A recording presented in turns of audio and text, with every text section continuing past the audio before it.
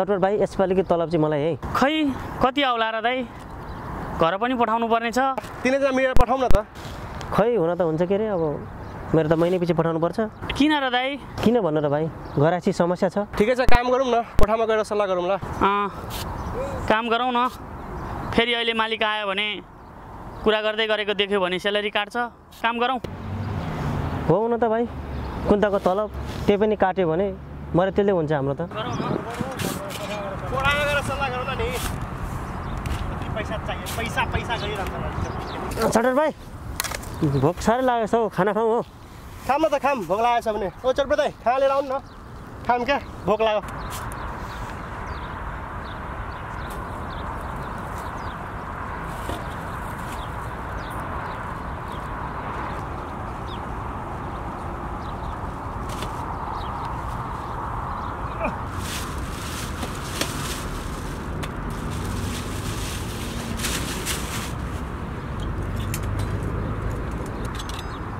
ओहो साथीहरु, खाना त गनाएछ त।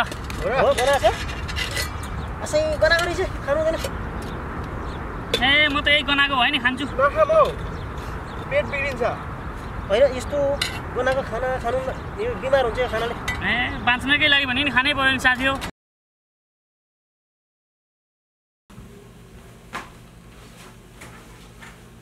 हिजोको खानाले दाइको पेट बिगारेको छ कि छैन? कहाँमा बिगार्नु, छेड्दा आन्द्रा भुँडी नै निक्लिने बेला भइसक्यो। होइन यसरी दिनदिनै खाना गनाएपछि के गर्ने?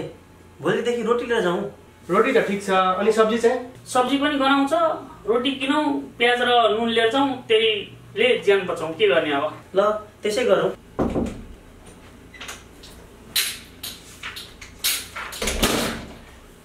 के को हले हो साथीहरु? के हुनु र सर, दुःख सुखको कुराहरू त हो नि। हिजो त खासै काम भएन रे। मालिकले यस्तै हो भने त तलब काट्दिन्छु भन्दैछ त। साथीहरु के हो, राम्रोसँग काम गर्नु पर्दैन? के गर्नु छ, गर्मीले धेरै सताउँछ, लगेको खाना पनि गनाउँछ। कति दिन त भोकै काम गर्नु पर्छ हामीले। मैले त्यस्तै बिग्रेको खाना खाइदिएँ, बिरामी हुन्छु जस्तो छ। नेपाली फोन भएर हामी ढुक्क छौँ सर, यसो सहयोग गरिदिनु पर्यो तपाईले। हेर्नु साथीहरु, मैले पनि आफ्नो जागिर जोगाउनु पर्छ। यहाँ विदेशमा कोही आफ्नो हुँदैन, काम प्यारो हुन्छ। त्यसरी राम्रो काम गर्नुस् ल।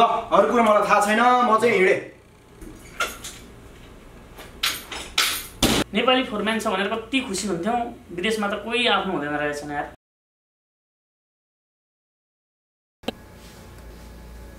साथी हो, मेरो त गृहमन्त्रीले आँखे फोन मागेर हैरान पारिसक्यो यार। होइन नेपालको गृहमन्त्रीसँग पनि कुराकानी हुन थाल्यो कि के हो भाइको? स्यामसङमा क्या त सुनेको हो, यो आफै फोन चाहिँ कुन देशको आविष्कार हुने दाइ? नेपालको नि, अहिलेसम्म नेपालमा प्रख्यात मोबाइल हो। अब सियो न बन्ने देशमा बन्छ आफै फोन।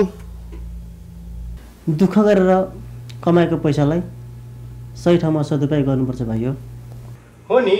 बरु त्यो आफै फोन किन्ने पैसाले घरको ऋण तिर्न भन्नु न। विदेश आएको बेलाको होला नि ऋण।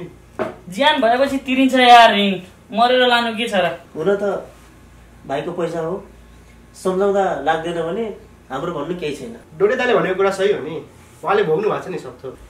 हो नि भाइ, सम्झिँदा त्यो दिन एक सपना चाहिँ लाग्छ। किन र दाइ, के भएको थियो र? भाइ हो, परदेशीको मर्म कसले बुझ्छ यहाँ? अस्ति देखेनौ, शिरदेखि पैतालासम्म नेत्रको बिजुरी काम गर्यो। हो यस्तै दुःख गरेर मैले पैसा कमाएर पठाएको थिएँ उनलाई, तर उनले बुझिन। त्यसैले गर्दा आज फेरि मैले यो दुःख भोग्नु परेको छ। आखिर परदेशीको मर्म कसले बुझ्नु होला त? कसले बुझ्नु परदेशीको मर्म यहाँ? कसले बुझ्नु?